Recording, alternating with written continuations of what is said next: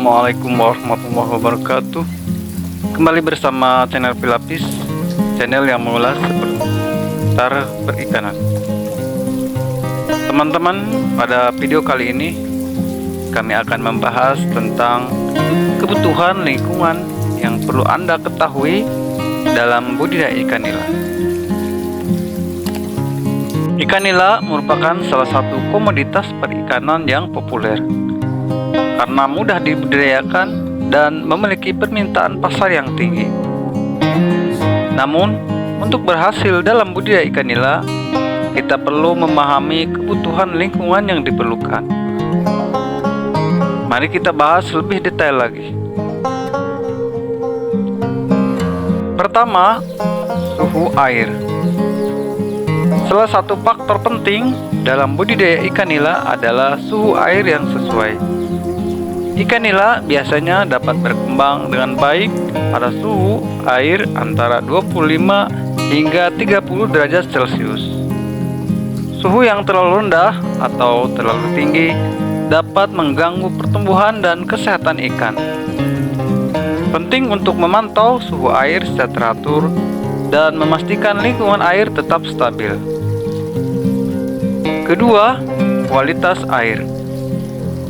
Kualitas air sangat mempengaruhi pertumbuhan dan kesehatan ikan nila.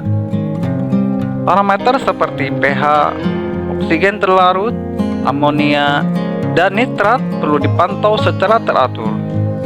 pH yang ideal untuk budidaya ikan nila adalah antara 6 hingga 8. Kekurangan oksigen atau peningkatan kadar amonia dapat menyebabkan stres pada ikan dan bahkan sampai dengan kematian. Sistem filtrasi dan penggantian air secara teratur diperlukan untuk menjaga kualitas air yang baik. Ketiga, pencahayaan. Meskipun ikan nila tidak membutuhkan pencahayaan seperti tanaman, pencahayaan yang tepat dapat membantu dalam proses fotosintesis fitoplankton yang menjadi makanan alami ikan nila. Namun, terlalu banyak pencahayaan dapat memicu pertumbuhan ganggang yang tidak diinginkan. Oleh karena itu, kontrol pencahayaan dengan baik dalam sistem budidaya ikan nila sangat penting. Kontrol pencahayaan dalam sistem budidaya ikan nila merupakan hal yang penting untuk memastikan lingkungannya optimal bagi pertumbuhan dan kesejahteraan ikan. Berikut adalah beberapa cara untuk melakukan kontrol pencahayaan yang baik dalam budidaya ikan nila. 1. Pemilihan lokasi kolam. Pemilihan lokasi kolam budidaya yang tepat dapat membantu dalam mengontrol pencahayaan secara alami. Pilihlah lokasi yang terhindar dari terlalu banyak paparan sinar matahari langsung yang berlebihan, namun tetap memperoleh cukup cahaya untuk memproses atau untuk proses fotosintesis fitoplankton. 2. Penggunaan penutup kolam. Penutup kolam atau fauncet dapat dipasang untuk menutupi bagian atas kolam dan mengurangi intensitas sinar matahari yang masuk secara langsung ke dalam kolam. Ini dapat membantu mengontrol jumlah cahaya yang masuk dan mencegah pertumbuhan ganggang yang berlebihan. 3. Penggunaan pencahayaan buatan. Jika diperlukan, pencahayaan buatan dapat dipasang untuk mengontrol atau memberikan kontrol yang lebih akurat terhadap jumlah cahaya dalam sistem budidaya. Penggunaan lampu LED yang dapat diatur intensitasnya atau timer pencahayaan dapat membantu dalam menciptakan siklus pencahayaan yang sesuai dengan kebutuhan ikan nila. 4. Pemantauan kualitas air. Salah satu cara untuk mengontrol pencahayaan adalah memantau kualitas air secara teratur. Tumbuhan ganggang yang berlebihan biasanya terjadi ketika terjadi kelebihan nutrien dalam air yang dapat dipicu oleh sinar matahari yang berlebihan. Dengan memantau kadar nutrien seperti nitrat dan fosfat serta memastikan pH dan oksigen terlarut dalam rentang yang optimal dapat membantu mengontrol pertumbuhan ganggang. 5. Manajemen vegetasi sekitar kolam. Vegetasi yang tumbuh di sekitar kolam budidaya juga dapat mempengaruhi jumlah cahaya yang masuk ke dalam kolam. Pastikan untuk melakukan pemangkasan secara teratur untuk menghindari bayangan yang terlalu lebat yang dapat mengurangi cahaya masuk ke dalam kolam. Kemudian keempat, populasi atau kepadatan populasi. Kepadatan populasi ikan nila dalam kolam atau sistem budidaya juga perlu diperhatikan. Kepadatan yang terlalu tinggi dapat menyebabkan persaingan makanan dan stres pada ikan. Sebaliknya, kepadatan yang terlalu rendah dapat mengganggu efisiensi budidaya. Memahami ukuran kolam dan jumlah ikan yang sesuai untuk setiap sistem budidaya adalah kunci dalam mencapai hasil yang optimal.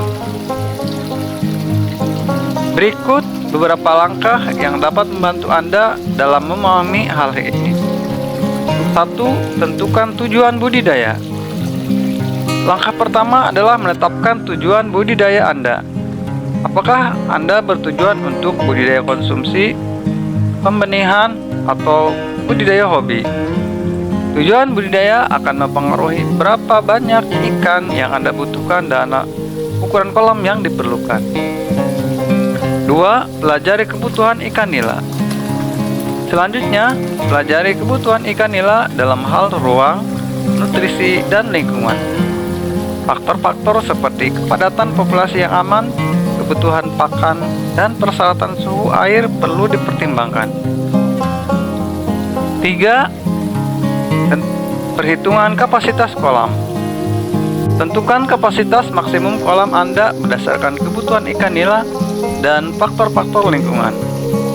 Perhitungan ini harus mempertimbangkan volume air, kebutuhan oksigen ikan, dan kebutuhan ruang per ikan untuk pertumbuhan optimal.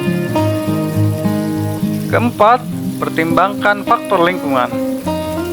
Selain itu, pertimbangkan juga faktor lingkungan seperti suhu air, kualitas air, dan kebutuhan pencahayaan. Lingkungan yang sesuai akan mendukung pertumbuhan yang optimal bagi ikan nila. Kelima, konsultasi dengan ahli. Jika Anda ragu atau masih ragu, berkonsultasilah dengan ahli perikanan atau para budidaya ikan yang berpengalaman. Mereka dapat memberikan saran yang lebih spesifik sesuai dengan kondisi lokal dan kebutuhan budidaya Anda. Keenam, pantau pertumbuhan dan kesehatan ikan. Setelah memulai budidaya, pantau pertumbuhan dan kesehatan ikan secara teratur.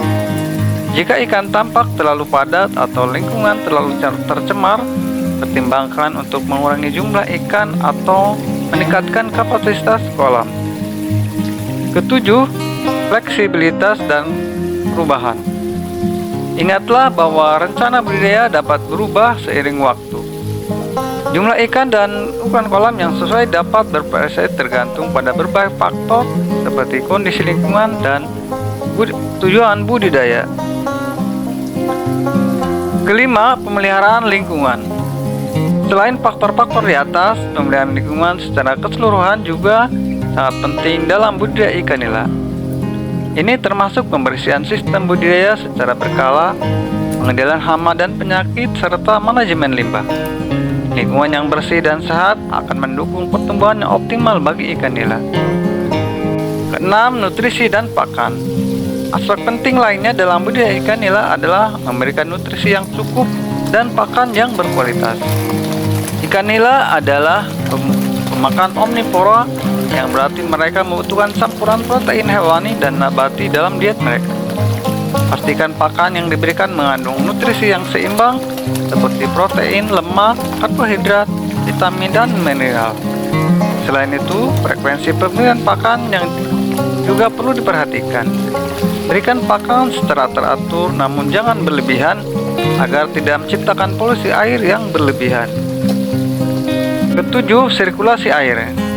Sirkulasi air yang baik sangat penting untuk memastikan distribusi nutrisi yang merata dan menjaga tingkat oksigen yang terlarut yang cukup.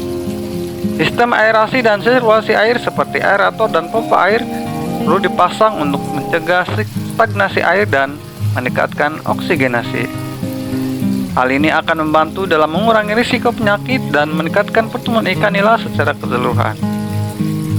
Kedelapan, pengaturan cahaya alami. Selain pencahayaan buatan, pengaturan cahaya alami juga memainkan peran penting dalam budidaya ikan nila. Memanfaatkan siklus alami, cahaya matahari dapat membantu dalam regulasi siklus hidup ikan, termasuk makan, istirahat, dan reproduksi. Selain itu, cahaya matahari juga membantu dalam pengendalian pertumbuhan ganggang di kolam budidaya. Oleh karena itu, perencanaan yang baik terkait dengan orientasi kolam dan pengaturan pencahayaan alami sangat diperlukan. Demikianlah beberapa kebutuhan lingkungan yang perlu Anda perhatikan dalam budidaya ikan nila. Dengan memahami dan memenuhi kebutuhan lingkungan ini, Anda dapat meningkatkan kesuksesan budidaya ikan nila Anda. Semoga video ini bermanfaat bagi Anda para pemula maupun yang telah berpengalaman dalam budidaya ikan nila. Jangan lupa untuk like, subscribe pada channel kami agar channel ini bisa dapat berkembang dan bisa dapat memberikan manfaat. Terima kasih telah menonton. Sampai jumpa di video berikutnya.